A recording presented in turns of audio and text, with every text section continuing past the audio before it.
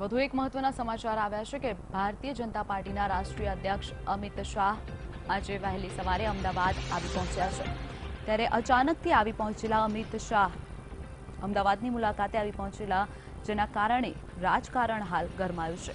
8 ઓગસ્ટે જે ચૂંટણી થવા જઈ રહી છે તેને લઈને કદાચ અમદાવાદ આવ્યા હોય તેવી વિચારણા થઈ રહી છે। ત્યારે અમિત શાહ રાજ્યસભાના ભાજપના ઉમેદવાર છે। સ્મૃતિ ઈરાની પણ રાજ્યસભાના ભાજપના ઉમેદવાર છે। ત્યારે અમિત શાહ ગુજરાત પ્રવાસથી રાજકારણમાં ગરમાવો જોવા મળ્યો છે। તો જણાવી દઈએ કે આજે વહેલી સવારથી અમિત શાહ અમદાવાદમાં મુલાકાતે આવી પહોંચ્યા છે। તો આ પ્રકારની અચાનકની મુલાકાતથી રાજકારણમાં ગરમાવો જોવા મળ્યો છે। તો જણાવી દઈએ કે 8 ઓગસ્ટે રાજ્યસભાની ચૂંટણી થવા જઈ રહી છે, જેમાં તે ભાજપના ઉમેદવાર છે। રાજ્યસભાની ભાજપના ઉમેદવારમાં અમિત શાહ, સ્મૃતિ ઈરાનીનું નામ છે, જેના કારણે પણ તેઓ અમદાવાદની મુલાકાતે હાલ પહોંચ્યા હોય તેવું માની શકાય।